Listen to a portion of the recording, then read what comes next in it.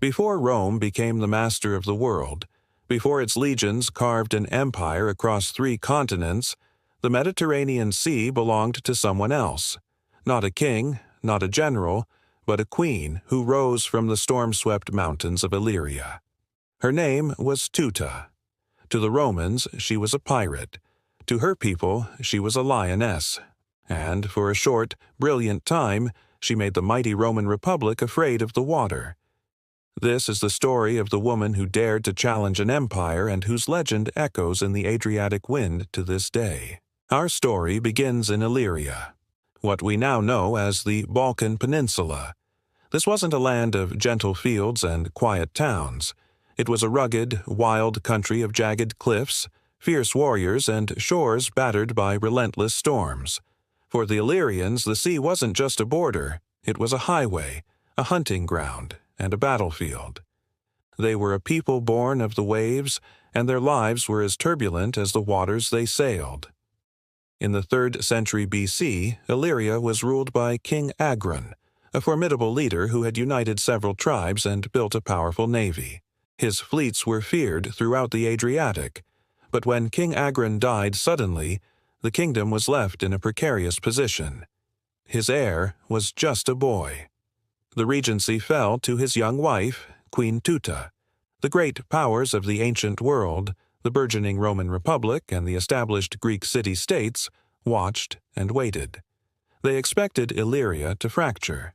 They expected a young widow, thrust into power, to be weak, to stumble, to kneel.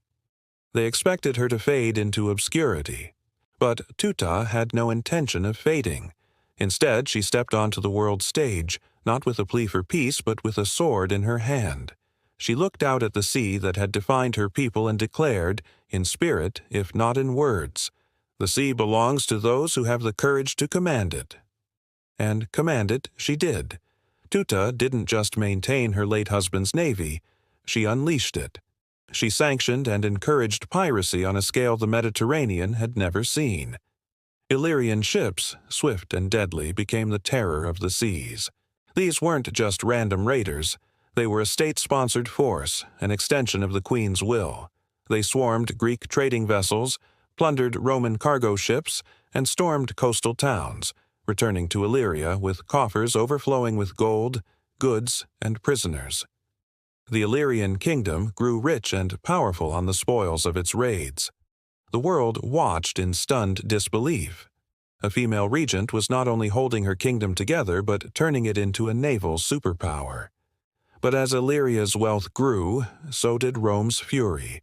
The Roman Republic was a rising power, obsessed with order, law, and, most importantly, the sanctity of its trade routes. Illyrian piracy was more than an economic nuisance. It was an intolerable act of defiance, an insult to Roman authority. They couldn't allow this pirate queen to disrupt their control. So Rome did what it always did when faced with a problem. It sent envoys. 2 brothers, Gaius and Lucius Coruncanius, were dispatched to Illyria to have a word with the queen. Their mission was simple: put this upstart barbarian in her place. They arrived at her court expecting to find a timid ruler they could easily intimidate. They were not prepared for the queen they met. Teuta received them not as a supplicant, but as a sovereign. The Roman envoys, brimming with arrogance, demanded that she put an immediate stop to all Illyrian raids. They lectured her on Roman law and international custom. Teuta listened, a faint smile playing on her lips. When they finished, her reply was calm, cold, and utterly defiant. She explained that according to Illyrian custom, piracy was a lawful trade, and she, as queen, had no right to interfere with the private enterprises of her subjects. In essence, she told the most powerful republic in the world that its laws did not apply here. "It is our custom," she reportedly said, "that every nation may live by the sea as it pleases." The envoys were aghast. One of them, Lucius, lost his temper. He sneered at the queen, insulting her and her kingdom's customs, and arrogantly promised that Rome would soon force her to adopt better manners. Teuta's expression turned to ice. She let the envoys leave her court. But as they made their way back to their ship, one of them would not complete the journey. Lucius was assassinated on his way home. Whether it was by Teuta's direct order or by her loyal followers acting on her perceived wishes, the message was unmistakable.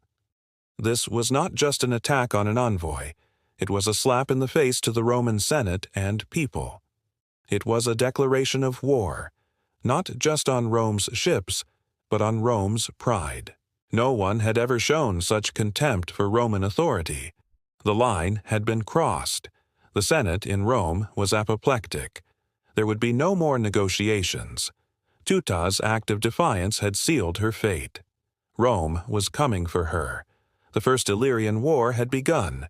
Rome assembled a massive fleet of 200 warships and a full consular army.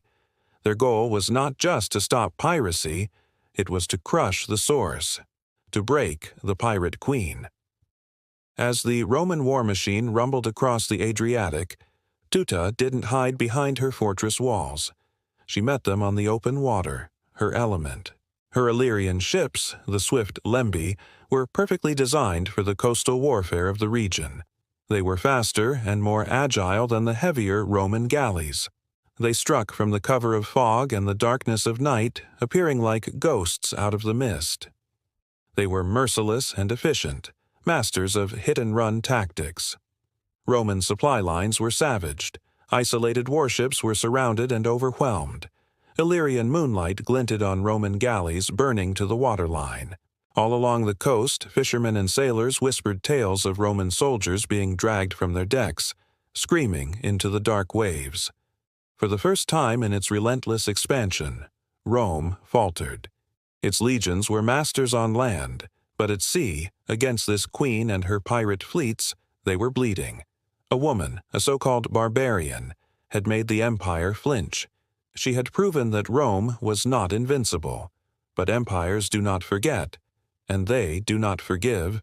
Humiliation only fuels their hunger for vengeance. Rome regrouped. It learned from its mistakes. And when it returned, it came not as an army, but as a force of nature, a relentless storm that would never end. The Romans brought overwhelming force, but they also brought something more insidious: betrayal. They found a disgruntled Illyrian governor, Demetrius of Pharos, and turned him. He gave them the keys to the kingdom, betraying key strongholds and revealing Teuta's strategies. Even faced with betrayal and impossible odds, Teuta fought on. She rallied her warriors, commanded her remaining fleets, and defended her strongholds with ferocious tenacity. She refused every opportunity to surrender. She was a lioness defending her den to the last. But Rome was not a kingdom you could defeat in a single battle. Rome was an idea, a relentless, grinding hunger for conquest. One by one, Teuta's cities fell. Her naval power, the source of her strength, was shattered against the rock of Roman might. She was pushed back, further and further, until she was finally cornered in her last mountain stronghold of Rhizon. With Roman steel at her throat and her kingdom in ruins, she was finally forced to accept a treaty. It was a humiliation. She had to give up the majority of her kingdom. She had to pay a massive annual tribute to Rome.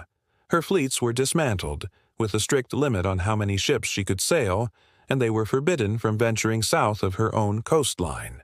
Rome allowed her to keep her title and rule over a tiny, caged territory. A crown, but no kingdom. Power, but no freedom. But here is the most important part of her story. In all the chronicles, Roman and Greek, through all the defeat and humiliation, there is one thing Teuta never did. She never knelt. She never begged. She never broke. History, as they say, is written by the victors. The Romans who wrote the histories painted Teuta as a mad, hysterical barbarian, a reckless pirate who foolishly poked the bear. They diminished her, insulted her, and tried to erase the memory of the fear she had inspired. But along the shores of the Adriatic, Illyrian mothers told their daughters a different story. They spoke of a queen who, with nothing but courage and the sea at her back, stood against the greatest empire the world had ever known. A queen who refused to be intimidated, who fought for her people's way of life, and who chose defiance over submission, even in defeat. She may not have won the war, but she won a place in legend. She proved that even the smallest kingdom could make the mightiest empire tremble. Today, when the wind blows through the mountains and across the bays of the Dalmatian coast, some say you can still hear her name whispered on the breeze. Teuta, the pirate queen, the woman who made Rome fear the sea. Empires rise and fall, victors write their histories, but the stories of true defiance, of unbreakable spirit, live on forever. If Queen Teuta's story lit a fire in your heart, then follow our channel. We're dedicated to uncovering the forgotten heroes and heroines who dared to shake the world. Thank you for watching, and don't forget to subscribe for more tales of legends that time forgot.